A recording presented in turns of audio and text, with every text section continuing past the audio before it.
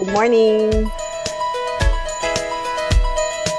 Approve yan! Ayan po si Mary Joyce Crisanto. Abang galing ano ho. Ang sarap mag-aral sa Vienna. Dami sigurong sausage doon.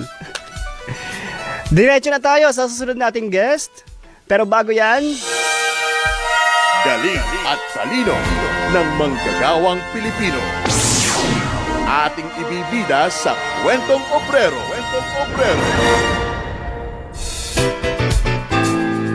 Kwentong Obrero po tayo ngayon. Ito na nga. Have yourself an eco-friendly Christmas. Eco-friendly Christmas Village po sa Christmas Village na gawa sa iba't ibang recycled material sa isang eskwelahan po sa Nueva Ecija. Makakasama po natin si Leomar Angel. Siya po ang YesO Advisor at Science Teacher. Good morning, Leomar! Naimbag nga bigat inyang Kuya Manong Michael. Isang makakalikasang umaga po sa ating lahat. Naimbag nga bigat. Tama. Yes, Kuya. Opo, magandang. Yes, sir. Opo. Meron po kayong Christmas Village na gawa sa eco-friendly materials. Mga recycled materials po dyan po sa Nueva Ecija. Anong school po ba ito? Talugtog National High School po, dito po sa Nueva Ecija. Opo. Ito po, pag sinabi nating eco-friendly materials, ito ay gawa sa plastic bottles, mga karton, gulong, foil, mga bilao. Tama po ba? Yes po, sir. Opo. Yung mga patapon po nating mga basura. Sige po, tell us about this. Ano po itsura nito? Ano ba yung, ito nakikita natin sa video. Ano po ba itong Christmas Village nito? Ano yung makikita natin? Iba't ibang Christmas decoration po. May mga Christmas tree, may mga reindeers, nagawa po, may mga Santa Claus, yan po nakikita niyo po sa picture, nagawa po sa mga patapon ng basura. Dahil nung pandemic po, di po ba, pangalawang taon na po kasi ng implementation ng Christmas Village po namin. Dahil nga po ang mga bata ay napaka-active. Alam po natin na ang multiple intelligence ng mga bata ay iba't iba po ang mga yan. So ang ginawa po namin, di po ang alam po natin talaga is bawat isa po sa atin ay contributor ng basura. So pinagsama po namin yun, yung problema ng basura at yung talento po nila. Ayan po, nag-upcycling po yung mga bata. In-enhance po namin yung mga skills nila sa pamamagitan po ng pagbuo ng mga yan po, yung mga nakikita nyo. Yung mga recycled lang po yan, yung mga patapon na kinuha po nila sa material recovery program po namin at yung mga araw-araw po nilang napuproduce na basura. Kung mapapansin nyo, mga sanga-sanga lang po yan, plastic bottles, yung gulong, sako, ayun po, nakikita nyo po, sako. Ayun. Yun po. Paano po yung conceptualization nito? Teacher, paano nyo kinonceptualize ito? May ginastos ba kayo or anything? Meron din naman po kaming mga ginamit na ginastos. For example po, yung mga pintura. Pipinturahan po yun para hindi siya halatang luma po. At the same time, yung solar po, alam po natin hindi naman po kami makakapag-produce ng solar. Kaya, para at the same time po, makatipid din po kami. Kaya hindi po kami masyadong gumamit ng kuryente po. So, ang mga gumawa nito, mga teachers, mga estudyante po, tama po? Opo, sir. Ganon yun na po katagal ito ginagawa? Pangalawang taon na po yan, pero isang buwan po namin ginawa yan na pinaghirapan po ng mga bata. Shout out po sa mga teacher ng Talugtog National High School po. Yes. Sa shout out sa mga taga Talugtog National High School. Ang ganda ng Christmas Village, no? Tuwing kailan po ito makikita or pwede bubang pumasok sa eskwelahan para mabisita ito?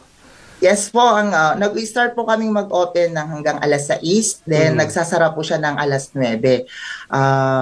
Yun po. 6 a.m. Open po. Yes po, 6 a.m. po to 9 p.m. po. Pwedeng pumasok sa school.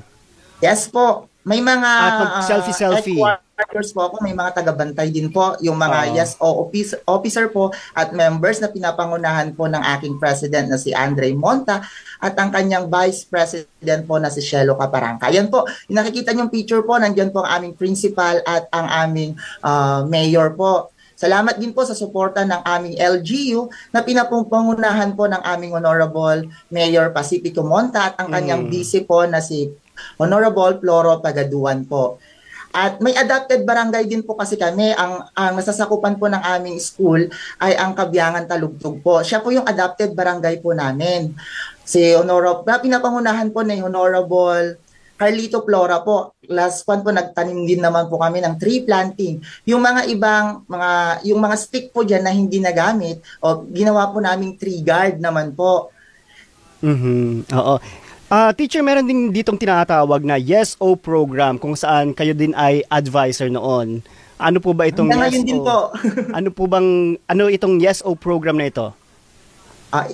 Kami po yung organization na concern po sa mga pangkalikasang aktibidades po. Sa aming paaralan po, talagang tinatarget po namin ang zero waste management.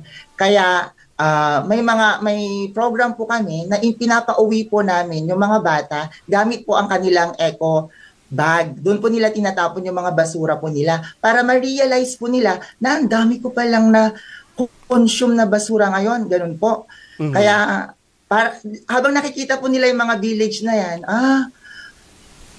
dami ko palang napoproduce na basura. At the same time po, ang realization na pwede palang yung mga patapon na yan ay bigyan po ng bagong mukha. Ayan, pwede pa yan. Supot lang po yung plastic po yan. Yan sa mga pinag-groceryhan po. Ito talaga yung mga nagamit nila na dapat itatapon na nila at ginawa nyong decorations. Yes po. Galing po sa material recovery program, facility po namin yung iba po dyan na ginamit ng mga bata po. Yung iba din po ay galing sa kanilang bahay. For example, yung mga bottles po, yung sack po. Gaano po kahirap gawin itong Christmas village na ito? Gaano ba ito kalaki? Buong eskwelahan po yan, yung aming venue po. Kasi po, isang objectives po ng aming village ay para ma-emphasize at mapaganda po yung designated area. Ang konsepto po namin ngayon ay Christmas around the world. So mapapansin niyo po, iba-ibang kontinente po ang kanilang nire-represent. Yan po, ayan. So pag bumisita pala dyan, parang nag-around the world na rin ako. Correct po. Ano ba yung, mayroon ba dyang Eiffel Tower? Mayroon po, hindi natin na. Yan po ay South Africa, ganun po. May mga animals, yan po South Africa, may Australia po. May Japan din, ayan, Australia po yan, yung nakikita po natin, ayan. Para na rin akong nag-travel, ano? Opo. Kaya, dalaw na po kayo sa amin. Ayan po si Santa Claus. Ano pa yung mga bansa dyan na nire-represent? Ito parang Cinderella something. Po. Canada, North America, ayan po, America, ayan po, South America, North America, ayan, nakikita po natin sa picture. Ito may mga flowers. Saan gawa yun? Ayan. Saan gawa yung mga flowers na yun, halimbawa? Sa bottles po. Bottles lang, okay. Gano'n po katagal yung paghahanda nyo sa mga to? Parang ang laki ng village pala, no? Gano'n katagal usually? Dahil nga po no interruption of classes po, siningit-singit lang po ng mga mag-aaral po namin yung oras po nila sa paggawa. Pati po yung Saturday at Sunday nila, makikita mo talaga po yung eagerness na mabuo po yung mga obra po na iyan. Gano'ng karami estudyante nyo dyan, teacher? Lahat ba ay nagtulong-tulong talaga para gawin ito? Tulong-tulong po. At kasama ko din po ang mga science department kasi po isa po talagang advocacy ng science ay maprotektahan po at makonserve ang ating nature po through waste management po. Correct, oo. Magkano halimbawa nagastos nyo dyan para sa village na yan? Kasi mostly recycled yung mga materials po na ginamit ninyo. Pero syempre hindi natin maiwasang bumili ng mga halimbawa mga Christmas lights o yung mga ginamit natin na original materials para mabuo ito? Siguro po estimated nasa 3,000. 3,000 lang? Kasi mahal po ng 3,000 up, ganun po. Kasi ang laki ng village po ang Christmas light po na solar. Pan po kasi ngayon, kasi po season po talaga ng pan po ngayon, Christmas light.